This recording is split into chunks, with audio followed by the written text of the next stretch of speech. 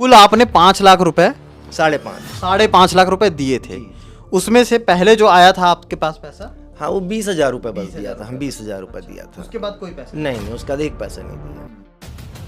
पढ़ाया वो हम तो है, ये मेरे स्टूडेंट। आपका स्टूडेंट जी। आपका मतलब चेले ने गुरु के साथ हाँ, झोल कर दिया। हाँ, ठगी किया।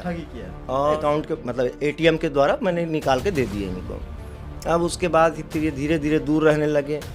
और आपने एक फिल्म देखी थी फिर हेरा फेरी, उसमें 25 दिन में पैसा डबल करने का झांसा दे करके किस तरह से लूट मचती है, ये वो फिल्म था, वो रियल लाइफ थी। आपको एक रियल लाइफ में ऐसी एक घटना से अवगत कराने के लिए मैं यहाँ पर मौजूद हूँ। नमस्कार, मैं सीमांत हूँ। केपी न्यूज़ देखना शुरू कर चुके हैं आप। इस वक्त मैं दुर्ग में हूँ। दुर्ग में मौजूद एक शख्स के साथ इसी तरह से झांसा दे करके पैसे ऐंठे गए और पैसे लेने के बाद उसे काफ़ी दिनों तक घुमाया गया। घुमाने के बाद जब पता चला उस शख्स को कि उसका पैसा वापस नहीं आने वाला, तो उसने पुलिस की राह देखी, मदद मांगने के लिए वहाँ तक गए। लेकिन वहाँ से भी जब कुछ नहीं हुआ, मामला दर्ज नहीं हुआ, तो कोर्ट गए। कोर्ट से फिर आदेश आया। आदेश आने के बाद अब मामला दर्ज हुआ है। अब पे मैं इतना ज़ोर क्यों दे रहा हूँ, क्योंकि मामला 2018 का था और मामला दर्ज अब हुआ है। क्या कुछ मामला था, मेरे साथ प्रकाश देवांगन जी हैं, इन्हीं के साथ ये सारा वाक़या हुआ है। और क्या कुछ मामला था, क्या कुछ चीज़ें थी, इन्हीं से जानते हैं। सर, फिल्मों में देखते थे 25 दिन में पैसे डबल वाली कहानी, आपके साथ रियल में हो गया। जी जी क्या है उसका थोड़ा सा डिटेल बताएंगे, कौन था, क्या था? जी, ये शख्स था संतोष आचारी और उसकी वाइफ थी बी रानी आचारी। तो इन्होंने मेरे को कहा, इनका सोने चांदी का बिजनेस का काम है, तो इन्होंने मेरे को कहा कि 6 महीना साल भर में आपका पैसा डबल कर देंगे। सर, हमारे साथ पैसा लगाइए आप, हमारे बिजनेस में बहुत फ़ायदा है। और साथ में ये मेरे को कार में घुमाए और बड़े बड़े जगह मतलब अपना इनका रहन सहन मैंने देखा, तो मैं इनके झांसे में आ गया। तो सबसे पहले मैंने इनको 3 लाख का चेक के माध्यम से इनके अकाउंट में इनके अकाउंट में दे दिया था मैं। आप क्या करते थे? मैं तो प्राइवेट नौकरी में था, मैं जियो में था।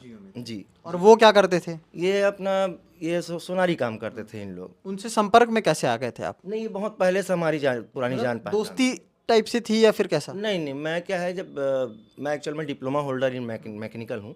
तो जब छोटे थे तो फिर ये मैं पहले डिप्लोमा कर लिया था, ये बाद में डिप्लोमा किया, तो ये मेरे पास ड्राइंग पढ़ने आता था, तो मैं इसको ड्राइंग पढ़ाया वो हूँ। तो है ये मेरे स्टूडेंट। आपका स्टूडेंट? जी। आपका मतलब चेले ने गुरु के साथ हाँ, झोल कर दिया। हाँ, ठगी किया। और उसके बाद फिर 3 लाख रुपए इसके अकाउंट में पहुंच गए। तो इसने महज 1 हफ्ते में मेरे को 20,000 रुपये वापस रिटर्न कर दिए। फ़ायदा हुआ सर। तो मेरे को और विश्वास हो गया इसके ऊपर कि अरे उकसाने के लिए। हाँ, कि भाई 20,000 रुपये मेरे को वापस फ़ायदे का दे रहा है, तो मैं विश्वास कर लिया इनके ऊपर। देन फिर इन्होंने मेरे को फिर कुछ दिन बाद फिर 2.5 लाख रुपए मांगे। तो फिर मैंने चेक के माध्यम से 2 लाख रुपए और 50,000 रुपये अकाउंट के मतलब एटीएम के द्वारा मैंने निकाल के दे दिए इनको। अब उसके बाद फिर ये धीरे धीरे दूर रहने लगे। और मैं जब भी इनको बोलता था क्या हुआ भाई, तो रुकिए, ऐसा इस तरीके का व्यवहार हो गया इनका। फिर मेरे को लगा कि नहीं, मेरे को लगता है मेरे साथ कुछ गड़बड़ हुआ है। तो मैं फिर इनके ऊपर दबाव डाला, तो फिर कौन सा पैसा, कहाँ का पैसा, ये सब बोलने लग गए। कब दिए, किसको दिए, मैं तो लिया ही नहीं हूँ। अच्छा, इस तरह से बोलने लगे। आपके पास सबूत के तौर पे तो होगा? हाँ, मेरे पास बैंक स्टेटमेंट था, जो कि वही मेरा मेन सबूत था, बैंक स्टेटमेंट। फिर मैंने कुल मिला के जो हर आदमी करता, थाने की रहा, तो मैं सिटी कोतवाली में गया, तो वहाँ पर भी मेरी एफआईआर दर्ज नहीं की गई। फिर क्या बोलते थे वो लोग? उन लोग तो मतलब दर्ज ही नहीं किए, वो सिर्फ कहानी बस सुन लेते थे, फिर दर्ज ही नहीं किए कुल मिला के। हाँ, तड़का देते थे। और अंतिम समय मतलब कुल मिला के न्यायालय का राह दिखता था मेरे को। तो न्यायालय में गया मैं। न्यायालय में जाने के बाद वहाँ पर भी लंबी लड़ाई लड़ने के बाद आज मतलब 2024 में ये निर्णय आया कि नहीं, एफआईआर दर्ज की जाए। हाँ जी, मतलब 18 का मामला। 18 का मामला और 2024 तक के चला गया। तो इतनी लंबी लड़ाई मेरे को लड़ना पड़ गया। कुल आपने 5 लाख रुपए 5.5 5.5 लाख रुपए दिए थे।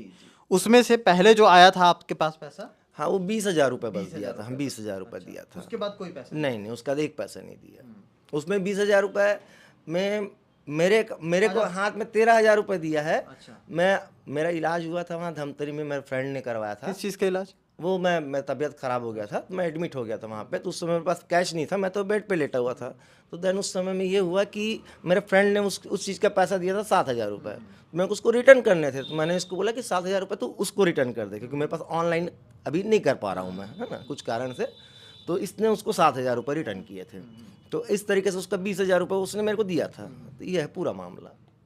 कागज़ में क्या कुछ है? वो जो कागज़ आप रीड कर रहे थे, जी मैं चाहूँगा कि थोड़ा सा वो कागज़ दिखाएं। जी बिल्कुल। ये क्या, किस चीज़ के कागज़ है? ये कोर्ट का आर्डर है। कोर्ट का आर्डर। जी अच्छा। हाँ, कोर्ट का आर्डर है। इसमें पूरा ये कोर्ट का आर्डर मैं आपको जी। ऐसे दिखा देता हूँ। क्या कुछ है इसमें सर? इसमें वही पूरा मैटर लिखा हुआ है, और उसमें लास्ट में लिखा है कि मतलब जो आरोपीगण हैं उनके विरुद्ध प्रथम दृष्टया अपराध बनता है। तो वो जो आरोपी हैं, जिन्हें आप आरोपी बता रहे हैं, आना जाना घर में होता रहा होगा। जी जी बिल्कुल बिल्कुल। संबंध के आधार पर ये लूटपाट हो गई, जी, समझ जी, गए, जी, है ना?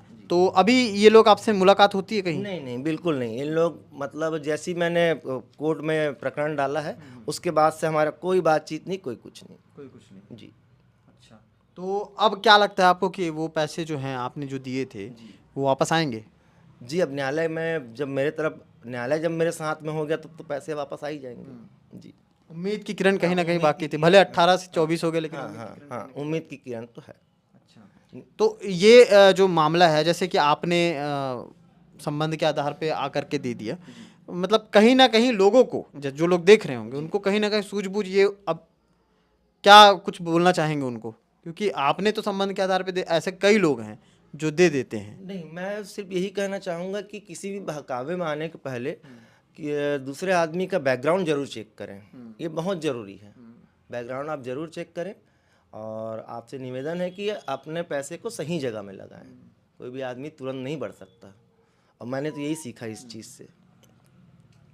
18 का मामला, 2018 में 5.5 लाख रुपए एक स्टूडेंट, एक गुरु और एक चेला गुरु को ऐसा ठगता है कि 5.5 लाख रुपए लेता है, उसके बाद देने के लिए इतना घुमाता है कि कोर्ट तक पहुंचना पड़ता है गुरु को, और उसके बाद पुलिस मामला दर्ज करती है, और ये मामला यहाँ तक पहुँचता है कि कोर्ट का कागज़ आज लेकर के घर में बैठना पड़ रहा है। सबक ये है कि कोई भी कितना भी करीबी हो, एक बार वाकई में उसके बैकग्राउंड ज़रूर चेक करें, वो किस परिवेश से आता है, वो क्या कुछ चाह रहा है, उसकी क्या इच्छा है, क्योंकि अब इस दौर में समझना काफ़ी मुश्किल है थोड़ा, है ना? तो ये सारी चीज़ें हैं, सबक के साथ साथ ये कागज़, और कागज़ के साथ साथ इनको उम्मीद है कि वो जो पैसा ये गंवा चुके हैं वो मिल जाएगा। इसी उम्मीद के साथ और इसी खबर के साथ हम भी वापसी अगले खबर के लिए करते हैं, और इस खबर से आगे क्या अपडेट आएगा और अन्य खबरों के लिए आगे क्या अपडेट रहेगा, केपी न्यूज़ लगातार आपको दिखाते रहेगा। शुक्रिया।